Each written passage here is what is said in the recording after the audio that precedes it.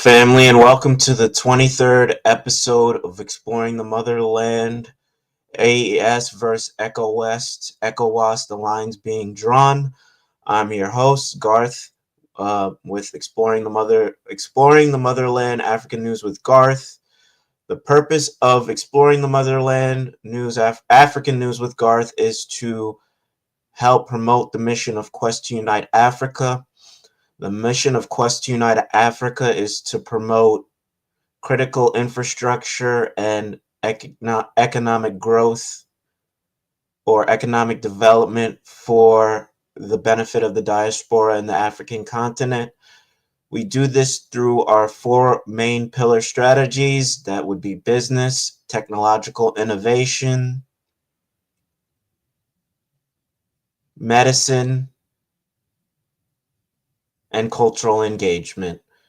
The purpose of this show is to keep you up to date with what's going on throughout the continent of Africa and how it relates to our message and mission at Quest Unite Africa. Without further ado, let's start.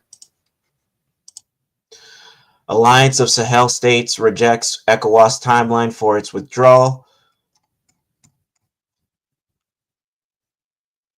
The Alliance of Sahel States, comprised of Mali, Burkina Faso, and Niger, have rejected the timeline issues by the Economic Community of West African States, also known as ECOWAS, claiming it is a scheme to destabilize their newfound entity. At a summit held a week ago in Abuja, Nigeria, the regional organization announced a 6-month withdrawal period to allow the countries to reconsider the decision after their official departure date at the end of January 2025 or 2025.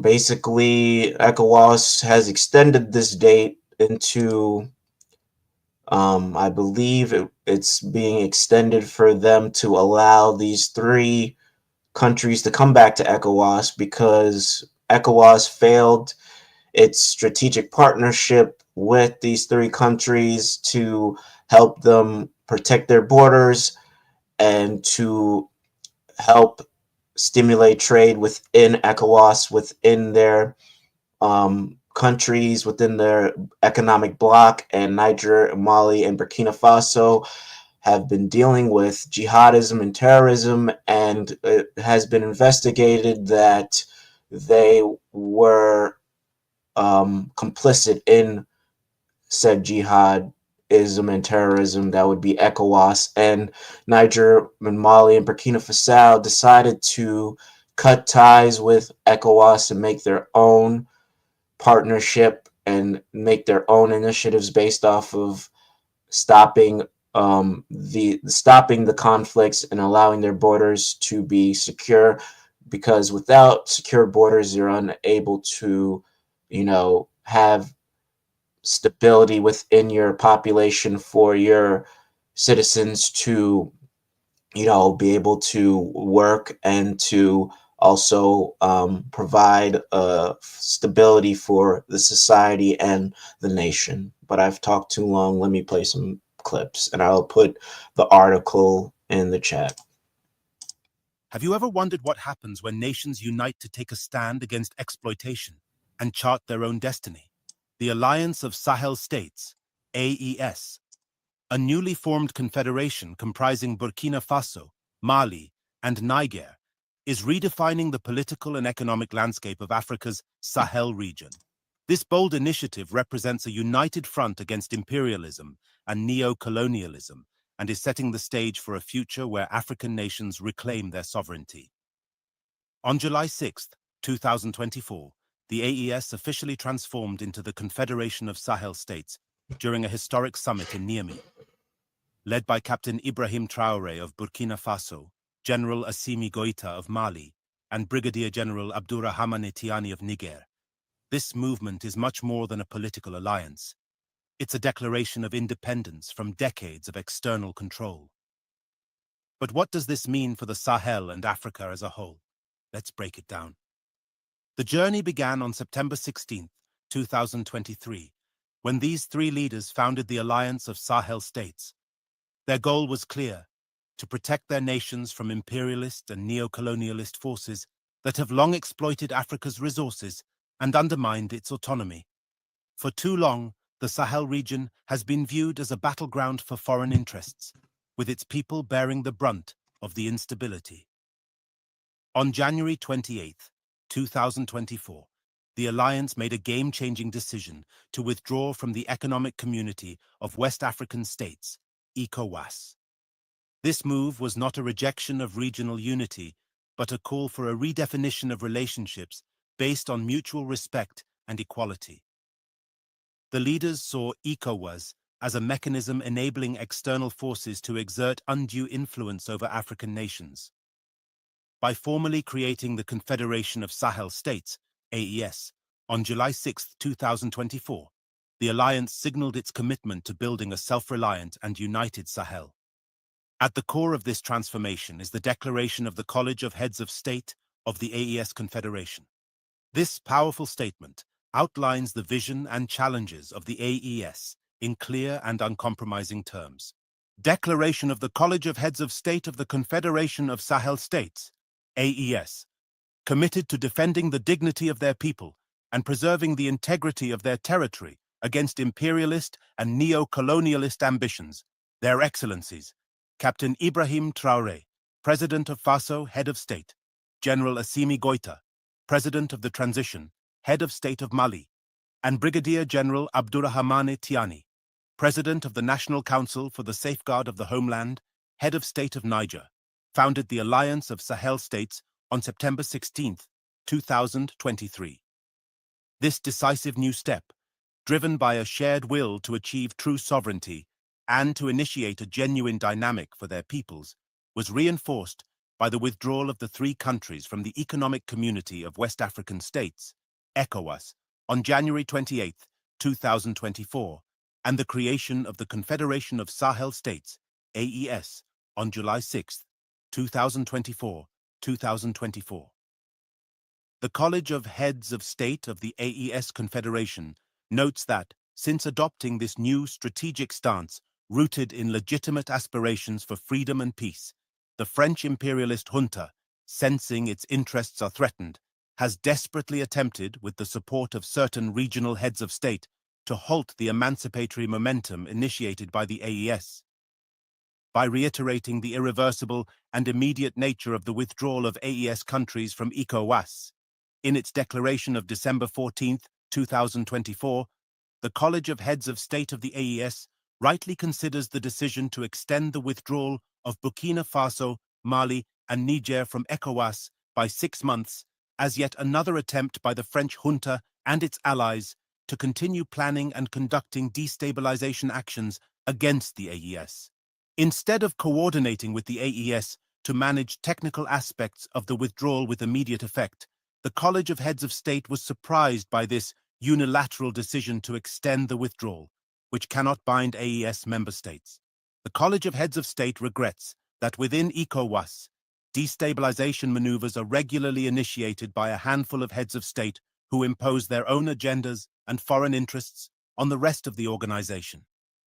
The AES has made it clear that it will not be deterred by external pressures. The Confederation has openly criticized France for its continued interference in the region.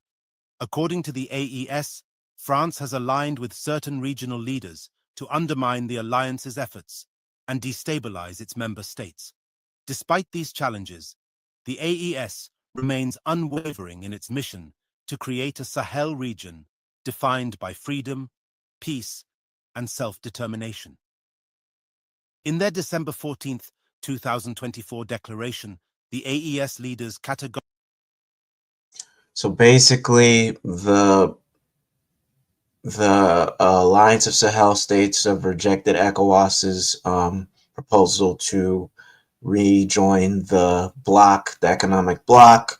This is just shows that ECOWAS is desperate, and later on we'll see how Nigeria and France are implicated in this proposal and how it all starts to make sense about how it all starts to make sense as to how and why the Alliance of Sahel States have withdrawn from ECOWAS and has seen how French has used ECOWAS as a way to exploit other member states under it, and how it's just basically an extension of French colonialism.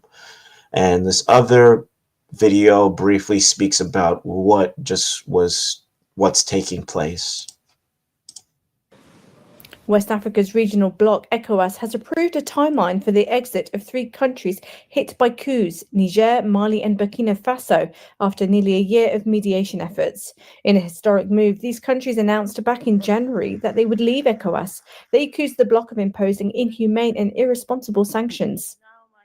I think that threats and ultimatum cannot help in this regard to bring these countries back. They are very important countries in the economic situation and security situation of the region. So there is need to devise a more compromise, more diplomatic means of getting them back to the fold, to the family. Patrick Agbambu says it's not just about the military coups, it's about a deeper frustration with outside influence. These 3 states do not intend to leave ECOWAS.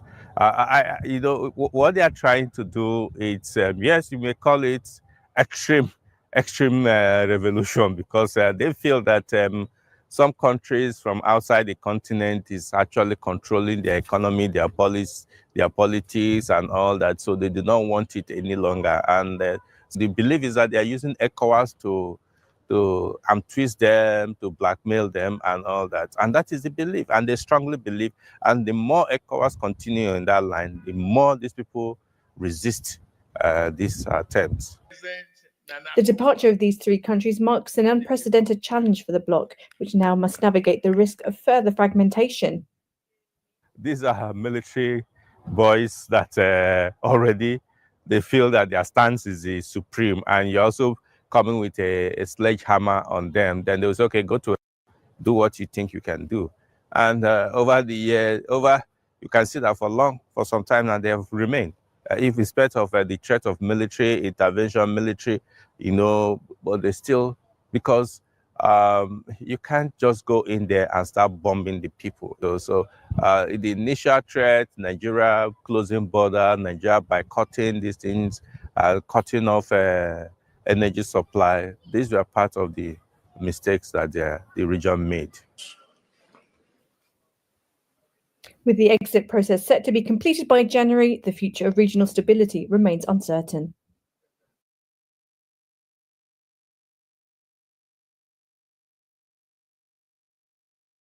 All right, as you could see, they're taking L's. The French are taking L's, and colonialism is taking L's. Next story, France Orano launches arbitration against Niger over mining license. Niger has made a cultural shift to take more stake in their own natural resources to create economic growth. The French have failed at making a strategic business partnership with Niger, where they would be able to, export uranium and have a fair deal and a fair split. And it's been found out, just like every other, foreign entity, they've been found to be, laundering money, not paying taxes, not getting the actual value for what they've been taking out of the ground. And Niger is not having it. And they completely shut down their mines and exportation of uranium. And the French are mad, and they are trying to find a legal basis for them having some type of reciprocity for whatever they lost, which is ridiculous.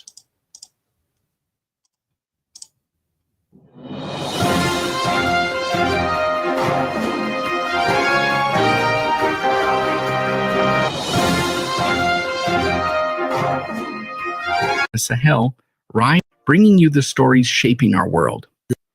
Tonight, we explore a seismic shift unfolding across Africa, a new era of sovereignty and resource control, as nations in the Sahel rise to reclaim what's rightfully theirs.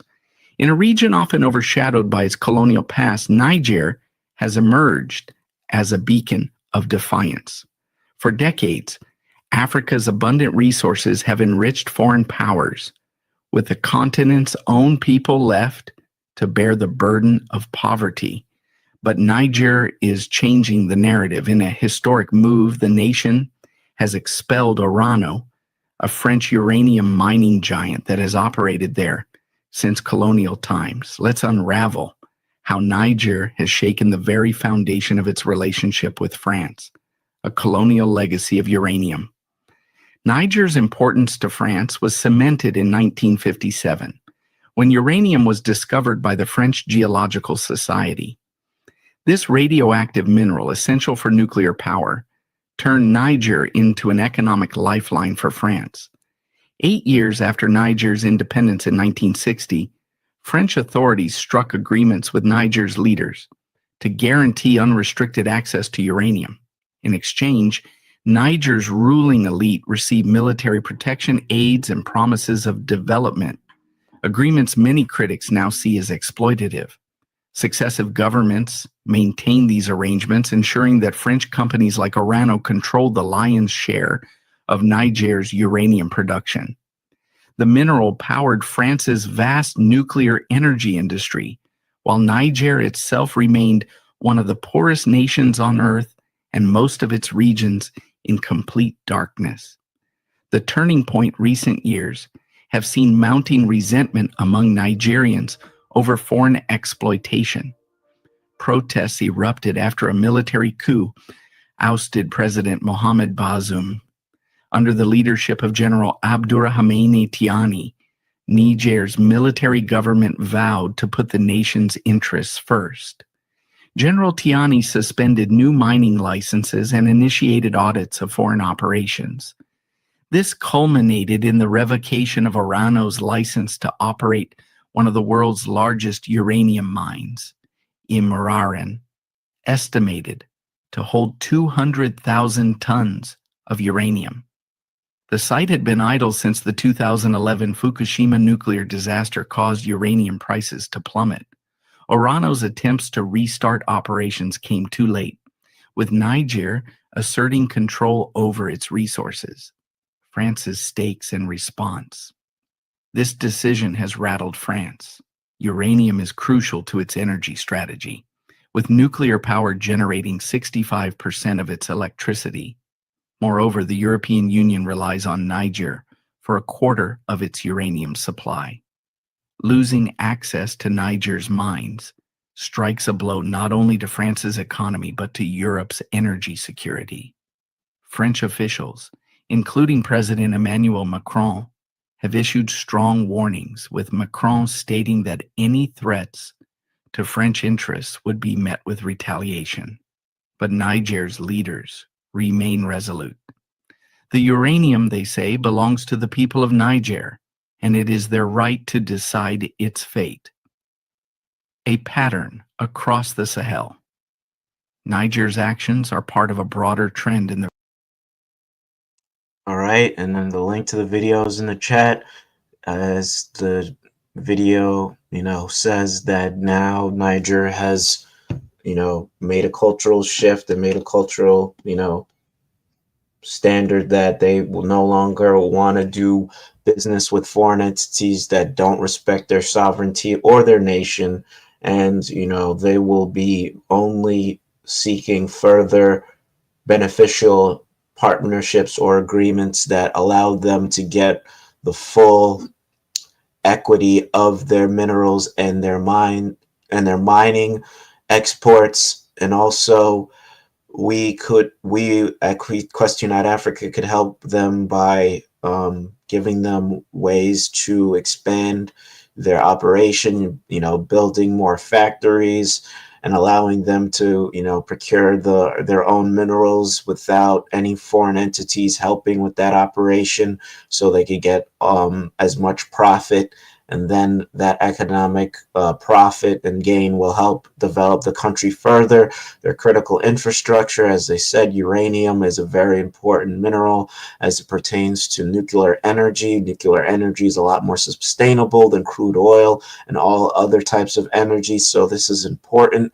And obviously the French are not going to take this lying down, and this also, you know, forces their hands. As the title of this live stream says, the lines are being drawn as Niger, Burkina Faso, and Mali and other nations now watching them are, you know, now taking back their minerals, and now the French have to do something because they're desperate, and their, you know, supply chain is being affected, and that is affecting their economy.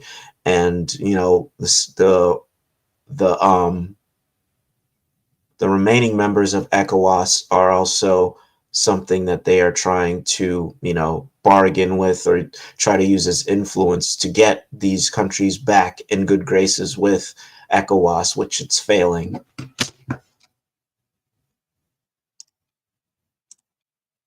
Of stealing from them. They have taken matters to international court. This is going to be very hard for Niger.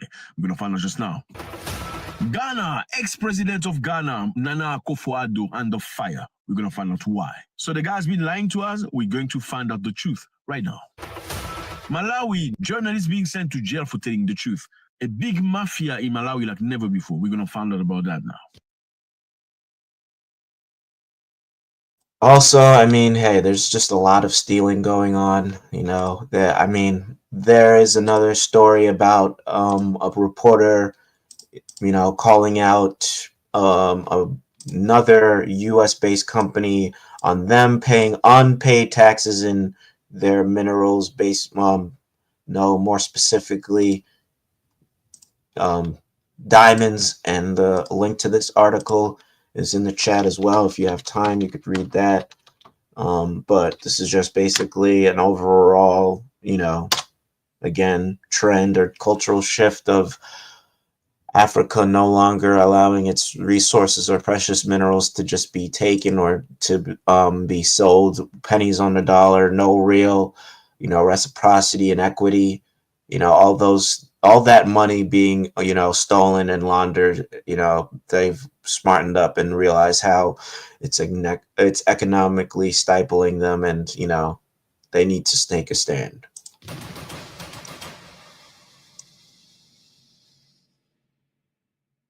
What's up, everybody? I hope you're doing good. It's a beautiful day. Thank you very much for being here. You are very much appreciated. My name is Zach. I don't know who you are, but certainly if you watch this video till the end, we're going to love each other. Well, here we talk about most of the things, okay? We talk about Africa. We talk about our ladies. It's so nice. Have you seen run these women? Look at them. Look at them run these women. Beautiful. Well, one friend of mine likes South African women. His name is Robert. He has South African women for you. Yeah, and this one, and that one, and these ones. Which one do you prefer? Okay, let me show you some Sudanese women. Maybe you like dark-skinned ladies. Look at these ones. Sudanese. Okay, anyway. You like women that are recently, and I found a lot of African Americans coming to Ghana looking for love. I saw them, and they tipped off. They followed them up, and they clumped to them. Congratulations. Well, Burkina Faso is doing a tremendous job. The gold is usually sold in the black market in UAE. Between 2012 and 2022, the UAE imported 2,500 tons of gold undeclared from export by African countries. That's worth about $115 billion, my brothers. That's a lot of money. A lot of money from African being smuggled out to the UEA. And well, UEA doesn't ask you to bring a legitimate document because, yeah, they're making money out of you. Faced with this colossal loss, many African countries have come together to find a way to block this illegal trafficking of minerals and riches going out of Africa. And in this context, Burkinabe Customs made a major seizure on Tuesday, 17 December. The Burkina Faso security has intercepted 3 individuals with 28.6 kilograms of gold hidden in their clothes. with an estimated value of 1.4 billion CFA franc. I think it's about $1 million. And apparently this intervention was made possible due to anonymous tip-off. Now, this is interesting, fellas, because if these guys could go with 28 kilograms of gold to the border trying to cross, it means they've done it many times before. I mean, you don't go with 28 kilograms of gold for the very first time. I mean, you're going to try a little bit, like maybe half a gram, 500 grams, a kilogram, maybe 2 kilos. I mean, 28, that's a lot of kilograms. It means they've done it many times before. And in most cases in Africa, they probably dealt with somebody from the crossing, some security guard or a member of, of the border, to whom they will give some money and then they will cross. Now, I think there are many possibilities that may have occurred. Number one, they didn't pay that guy properly. Or the guy said, you're going to pay me, but I'm going to, yeah. And he was unhappy, they didn't meet this requirement, and he told on them. That's number one. Number two is, well, maybe they're trying to, outplay him, without telling him, and they got caught. Number three, well, the guy was moved at the very last moment when they know, usually, look, I've seen many deals, okay? Even in some countries where people stay illegally, when they want to get out, there's a till, number of immigration officers, like 1, 2, 3, 4, 5 to 20, and they will tip you off saying, listen, go to immigration officer number 20 or number 15, not nobody else. You wait for number 15. If they ask you to go to somebody else, you act like you want to pee, or you ask something is wrong. You need to go to number whoever they gave you. Now, if that number, whoever is not there, you're going to be caught and, thrown in jail for staying illegally in the country. And I got this information from people that do illegal stuff. You need to be informed. What do you expect? Now we're moving to Niger. In Niger, a French company named Orano is taking the government to court, to an international court. Why? Because the government is blocking them from extracting Nigerian goods, which is uranium. So Orano has been exploiting the Nigerian uranium for the longest time. They used to buy it at 0.90 euros a kilogram. And they will buy the same uranium from the Canadian at 200 euros a kilogram. That should show you they don't respect you. You are nobody. You're just a bunch of Africans. I mean, you don't give money to Africans. I mean, they just need some fruit and, some plant, and they're going to survive. They don't need money for cars and stuff. Anyway, now, the government, which is new, this is a brand new government in Niger. They kicked out the previous government, which was with Mohamed Bazoum, this man right here. This is the man that was selling the uranium from the country at 0.80 euros a kilogram to the white fellas. Now, this other government, these soldiers, have refused. They've set the price to 200 euros a kilogram. Now they have an issue. Orano has been working for many, many years. However, they don't even pay tax properly. They don't pay whatever money they due to the government. It's usually, these big companies, how they operate is they will come officially sign papers, but then instead of paying the amount of money they're supposed to pay to the government, they just call one or two people, one head of a department of mines or whatever. They give him some millions, let us pass, and that's it. So they've been cutting the government short of its money. Now, this new government of the military say, no, we are not going to work that way. Before you continue, you need to pay us all the money you owe us, all the corners you played in the past, not with us. And Orano is very upset about that. They say they're stopping them from working. They're going to go to an international court so they can find a solution to that. Yes, fellas, you can have a company in your country, but you still respond to international rules of business. So according to Orano, the financial situation is deteriorating a little more every day, and due to the lack of exportability due to the closure of the border since the putsch in July 23. So Orano is accusing the government of being the reason why they cannot operate appropriately. Just remember, Niger is blocked. This is Niger. All these countries here, these are ECOWAS countries, don't like Niger. So they've blocked. You can see on the map, Niger doesn't have any sea. Niger is not bordered by the sea. There's no sea next to Niger. So therefore, if they want to do an export or import, they need to go through these other countries. Now, these other countries, as you see here, don't like Niger right now, so the border's closed. And Niger cannot export like they would like to. Now, Orano says the reason why we're not making money, we're not operating, is because Niger has got issues with everybody. And they're blaming Niger, they're taking them to court. So they're accusing Niger of blocking an equivalent of 300 million euros worth of minerals. And clearly, Niamey has not hidden its intentions and its desire to reorganize the mining sector and also to turn toward Russia. They want to be exploiting their own mines, looking after their own mineral, making money out of it for their own people. And also they want to give an opportunity to Russians to come, and exploit and see how much money they will make with the Russians. Good move or bad move? Let me know how you feel about it. Now we go to Ghana. In Ghana, the ex-president Nana Akufo-Addo, this man right here, has been accused of giving land to his family members. I mean, it's always stories like this from African. It's crazy. Africans become president, they think they're kings. So Samuel Ekujo Alabwa, this man didn't like it because the corruption that's happening in Malawi. A man named Macmillan, there's a bunch of lovely people. There's plenty of them in South Africa. I mean, look, I know South Africa quite well. I've been there many, many times. I've got investment in South Africa, just so you know. Yeah. So I have to go to South Africa quite a lot because I have investment, I have properties, I have things. So I have business, I have people that I hire, I have hire locals, especially give them opportunities. It's a good thing. I like it. Anyway, Malawi has got an issue right now. They're arresting journalists who are telling the truth about the corruption that's happening in Malawi. A man named Macmillan has been arrested for telling the truth about, corruption and funny things happening in the government. And he's the second journalist to be arrested under the regime of Lazarus Chakwera. The first one was Gregory Gondwe for Platform for Investigative Journalism in Malawi. Now, why has this Macmillan been arrested? Macmillan been arrested because he went for a big tycoon in Malawi named Batatawala. Who's Batatawala? Batatawala was accused of operating a network of proxy companies to evade law and secure government contracts. So this man has been working with government contracts, okay, making money out of tenders. Tenders is basically, okay, the government wants 9,000 toilet paper to wipe their bum. Yes, sorry, I couldn't find something different. People can come and say, I can do the job, okay, if you give me the money. The government will give them $1 million to fund 9,000 toilet paper for them to wipe their bum. Now, whoever they choose is the person that's going to do this business. All right, for time purpose, I put the video in the link, and you could watch it on your own. The next story, Mali junta renames colonial French street names. Basically, Mali is doing everything to set a cultural initiative to get rid of the vestiges of colonialism that the French have left. This will probably have a significant impact over time as Mali's empowering its citizens to embrace their sovereignty and their own culture. Henceforth, this will help create a new standard for future generations to uphold and improve.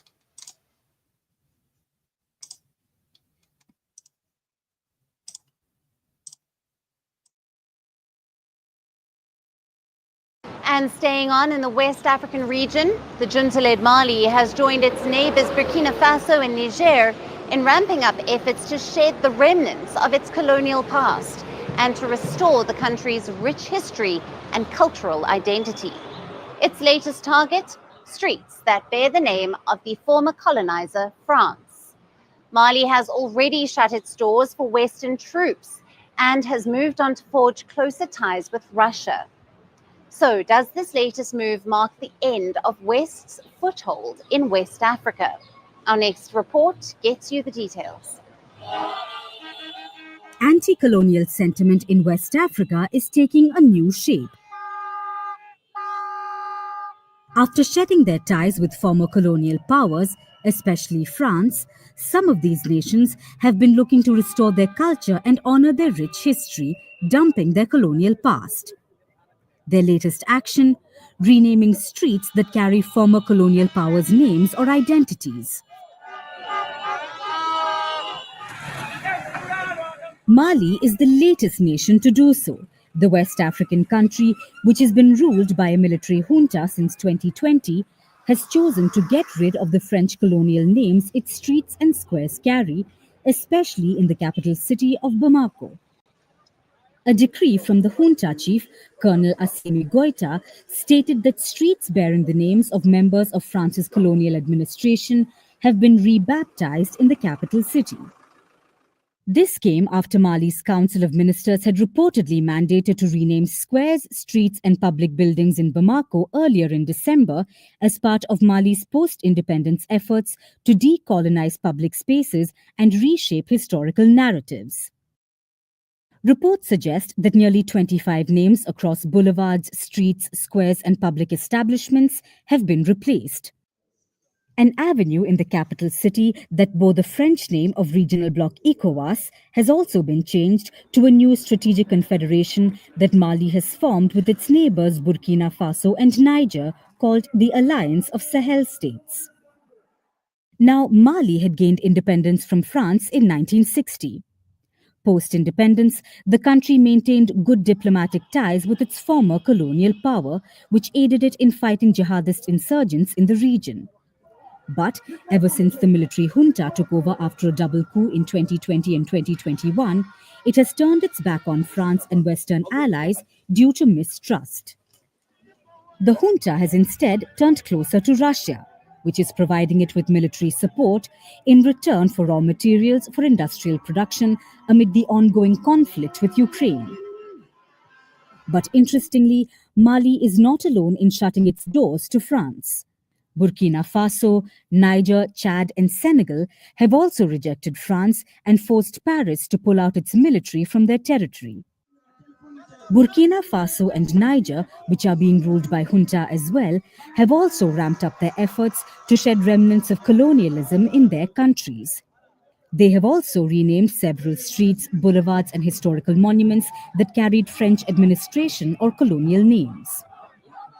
In October this year, Niger's military leaders renamed an avenue that bore the name of former French President Charles de Gaulle in the capital city of Niamey to honor the legacy of Nigerian politician Jibo Bakari, who had played a key role in the West African country's struggle for independence.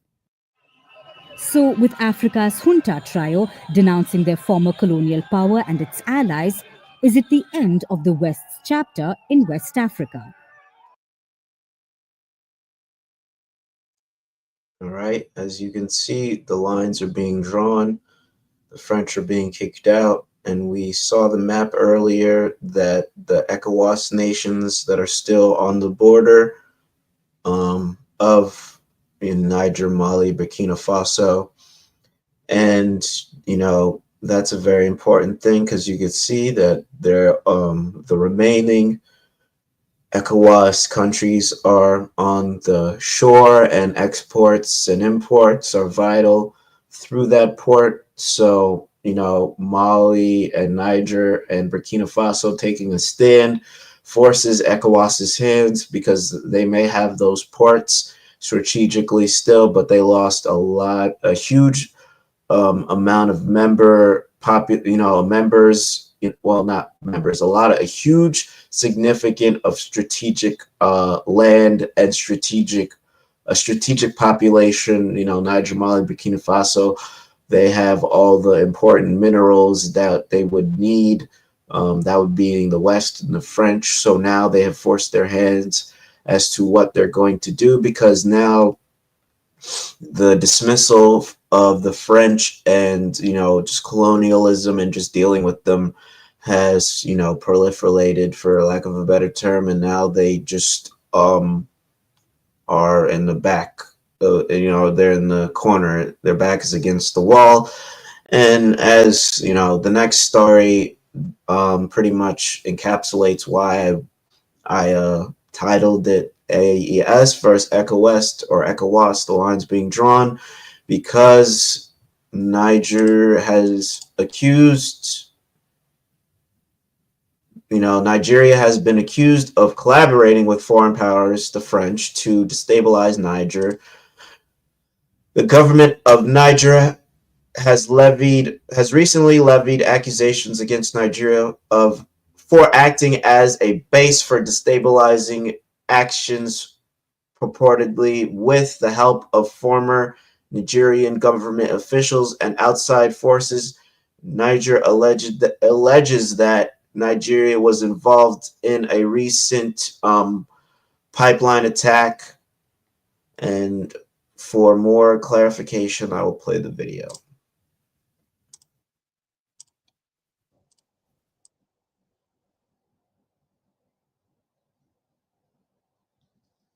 Shifting focus to West Africa now, where a rift between neighbors Niger and Nigeria is widening. In the latest, the junta-ruled Niger has accused Nigeria of colluding with foreign powers to destabilize its neighbor. Niger's junta has claimed that Nigeria is acting as a base for destabilizing actions, and that Abuja was involved in a recent pipeline vandalism that Niamey suffered. Niger also summoned the Nigerian envoy over the latest allegations. Earlier this month, Niger-Benin oil pipeline was attacked in Niger's Dosso region. Niger had claimed that forces based in Nigeria had assisted the Lokawara terrorist group that attacked the pipeline. Responding to Niger's charge, Nigeria refuted its involvement in the pipeline attack. Abuja said that the attackers were neither backed nor assisted by Nigerian authorities. Niger also accused its former colonial ruler France of complicity with Nigeria and said that its neighbor had offered refuge to some French officials. To this, the Nigerian government said that there were no French troops in the northern part of its territory. Its foreign ministry said that the allegations were unfounded and should be disregarded. Ties between these two West African neighbors have been strained since a 2023 military coup in Niger ousted the president Mohamed Bazoum. The Western pro-West regional organization, the ECOWAS, promptly imposed sanctions on Niger. Nigeria's President Bola Tinubu, who is the current chairman of the ECOWAS bloc, briefly considered a military intervention to restore the ousted President Bazoum, further stoking tensions between the two countries. It also led to Niger's withdrawal from the Economic Community of the West African States, or ECOWAS. Niger, along with neighboring junta-ruled states of Burkina Faso and Mali, also quit the ECOWAS, set up the Alliance of Sahel States. In February of 2024, ECOWAS lifted sanctions that it had imposed on Niger, but that did little to sway the country back into ECOWAS. Niamey also reiterated its embargo in flights from Nigeria, stating that no planes from Nigeria would be permitted to land in Niger. Later, in August this year, ties between Niger and Nigeria showed signs of improvement as the two sides resumed security cooperation that had been on hold since the coup. However, the latest blame game between the two West African neighbors has once again strained their ties.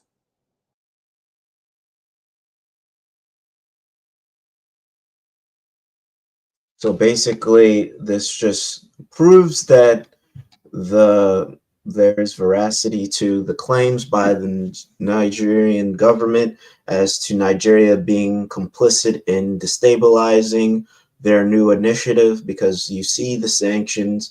They implemented sanctions against them thinking it would, scare them back into the group, but it did not. And then there are, a lot of dots being connected because the sanctions weren't working, so they lifted the sanctions thinking that it would allow them to come back into the bloc. But now they've really driven it home that they are no longer a part of ECOWAS or ECOWEST, and they have made a line in the middle of the Sahel, and basically to cross that line is to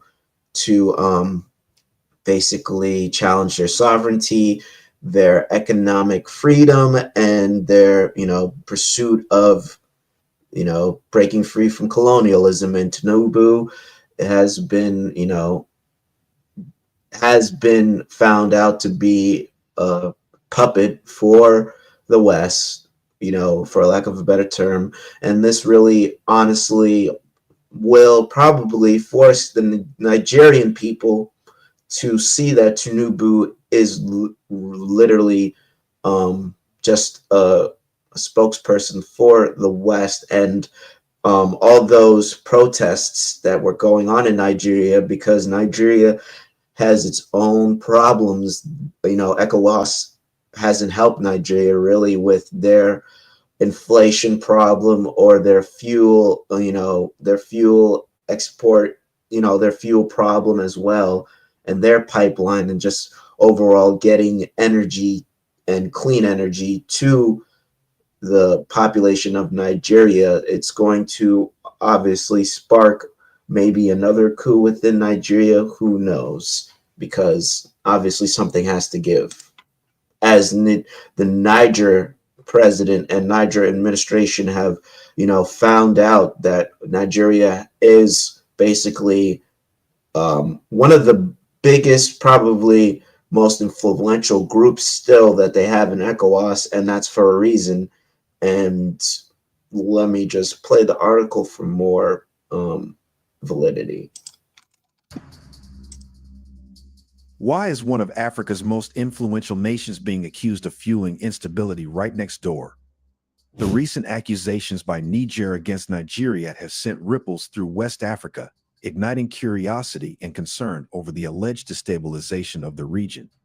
At the heart of this controversy lies a complex web of politics, security, and fractured alliances, raising questions about trust and sovereignty among neighboring nations.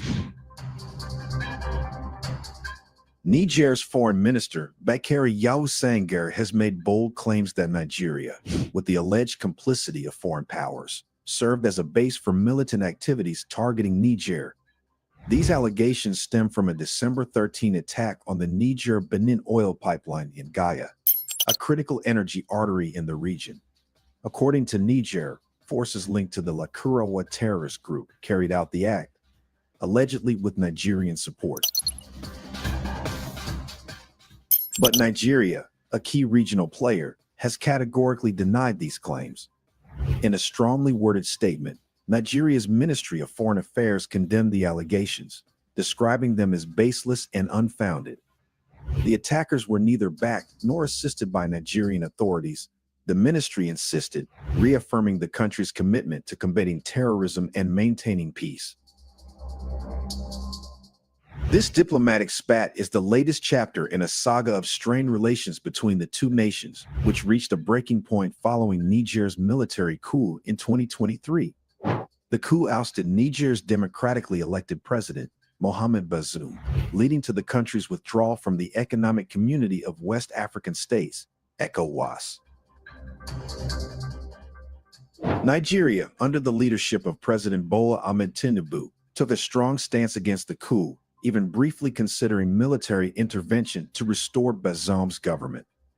Though relations thawed slightly in mid-2024, with both countries resuming security cooperation, the recent accusations have reignited tensions, leading observers to wonder if reconciliation is now beyond reach. Complicating matters further are claims of French involvement in the region. Niger alleges that French troops stationed in Nigeria are part of a coordinated effort to destabilize its government. While France has historically maintained strong ties in West Africa, its presence has often been a source of suspicion and criticism, with many accusing it of pursuing hidden agendas. So, why would Niger accuse its influential neighbor of such acts? Analysts suggest that these allegations may be rooted in geopolitical maneuvers rather than concrete evidence. Since the coup, Niger has forged closer ties with non-ECOWAS states like Mali and Burkina Faso, seeking new allies to counter perceived threats. Accusing Nigeria, an ECOWAS leader, could be a strategic attempt to weaken its influence in the region. Yet, the fallout from these claims cannot be ignored. Both nations are grappling with internal challenges. In Nigeria, economic hardship and security concerns are mounting, fueled by public dissatisfaction over rising costs and strained governance. For Niger, the post-coup transition remains fraught with uncertainty as it struggles to consolidate power and maintain stability. The accusations have also deepened public skepticism across the region. Many question whether these allegations are a distraction from pressing domestic issues or a reflection of deeper rifts within West Africa's political landscape. Share your thoughts and insights in the comments section below. If you like this video, be sure to subscribe to our channel and turn on the notification bell so you don't miss any of our informative. Niger, Burkina Faso, and Mali have come together to support one another. Now, when Niger toppled the president, Mohamed Bazoum, who had been working for the interests of the Europeans and not the interests of the people, Nigeria's president, Tinubu, was very aggravated. So you see all these countries, these are ECOWAS countries, these are West African countries that come together for politics and whatever. The bottom line is they came together wanting to put together an army to go and fight these Africans that have just toppled the president who was a European puppet. They did not like that the new people were in power. For what reason? Very simple.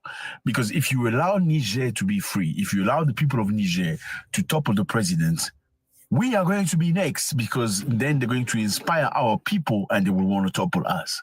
And that was the peer pressure reason why these countries came together. Now, the problem is this one. Niger has been battling terrorism for quite some time, and nobody offered to come and help them. But when they toppled the president they feel was inadequate in that position, all these countries came together to come and attack them. Where were they when they needed help so they can fight terrorism? Where was the army? They had an army, but when it comes to toppling an African brother, then you can come together. And that was a problem. That's when Niger and Nigeria had a real problem, okay? That's when they turned each other's back. Now, the problem we have here is this one. Niger is neighboring country to Benin. Here's Benin, okay? You see Benin? Yes, Benin is very close to Niger. When ECOWAS countries came together against Niger, Benin also closed its border, okay, to Niger. It said, okay, we don't want you to use our border. Why? Why is the border important? Because as you can see, Niger is a country inland. It's not next to the sea. You can see that. Now, the sea is very important. Why is the sea important? The sea is very important for import and export. Let me explain to you. When you want to bring things, let's say coming from China or India, you can do it two ways, either via airplane or you can do it via sea. Now, via the sea is better because it's cheaper and you can bring more stuff, you know, more containers. The airplane is much more expensive and very complicated. Now, Benin closed its border to Niger. Now, Niger needs Benin's border so it can import food and many other things and infrastructure, whatever. They blocked the border. The goal was, let's block the border so we can asphyxiate the country in a way that the population will be very angry and they will topple these brand new people. But that never worked because those people were behind their government. Closure of land and air borders between ECOWAS countries and Niger to be lifted. No-fly zone of all commercial flights to and from Niger is to be lifted. Suspension of all commercial and financial transactions between ECOWAS member states and Niger is to be lifted. Why did Niger chase French? They chased the French because when the government, the new government came into power, toppling Mr. Bazoum, they asked the French ambassador to come and have a discussion. The French ambassador said, no, I'm not coming to talk to you guys because they said, please come. And he said, no, he doesn't eat me. I don't. So they said, okay, we're giving you 48 hours to leave the country. After they gave him 48 hours to leave the country, France then reacted saying, you have no legitimacy to ask him to leave the country. You are not the president. I believe our policy is the correct one. It's based on the courage of President Bazoum, on the efforts of our diplomats and our ambassador in Niger, who will stay despite pressure from coup leaders. We do not recognize them. We support the president, who's not resigned. Says, oh, really? Is that so? We're going to show you. So the Nigerian people, the civilians came down the street walking. They put pressure on the French government and put pressure on the ambassador to leave the country. Now, Niger used to have 1,000 soldiers from France. Those 1,000 soldiers also under pressure were kicked out of the country. Now, Emmanuel Macron was not happy. He even said, I am ready to come and defend my interests in somebody else's country. I'm ready to come and defend my interests. So he's ready to start war in your country. But at that time, it's the civilians that came in the street. J'ai décidé d'importantes reconfigurations et me suis exprimé à ce sujet en février dernier. Le putsch de cet été au Niger en confirme d'ailleurs la nécessité. Et nous continuerons là-bas de protéger nos intérêts, mais nos armées seront moins présentes en permanence, moins posées, aussi moins exposées. You know, it's very easy to start a fight against the soldiers and the military. Say, oh, we were under threat, that's why we shot. But you can't shoot civilians because everybody's watching. That is how they kicked out the French out of the country. However, Niger has been accusing Benin of harboring and keeping French soldiers with the goal of destabilizing the country. That's why the relationship between Benin and Niger is not good at all. And up until now, after Benin said, okay, we are ready to open the border, Niger said, nope, we are not opening the border with you. You were very happy when ECOWAS said, let's close the border so we can die of anger. That's fine. Let's just stay that way. We don't want that. And that is the problem there between them. Now, Niger used to accuse Benin of keeping French. Now they are also accusing Nigeria of keeping foreign forces in order to destabilize the country. We all know which the foreign force they're talking about are. So is Nigeria keeping foreign force to destabilize Benin? That's a question mark we need to ask. Well, Nigeria is a very interesting country, you know. If Nigeria is really trying to destabilize, then that's very sad. You know, Nigeria has too many issues, and Nigerians need to stand up and fight for their right. And I know there are plenty of Nigerians watching me. You know, I'm not lying. I'm telling the truth.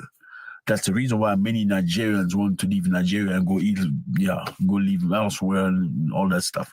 And the problem is, you go to Dubai, they don't want Nigeria. You go to Britain, they want no Nigeria. America want no Nigeria. South Africa do not want Nigeria. Kenya also is fighting that. We're just telling the truth. The truth is in the pudding. Nigerians need to fight the government. They need to come down the street. Fellas, you are hundreds of millions of people. The government cannot shoot everybody. Go in the street, they will not shoot all of you.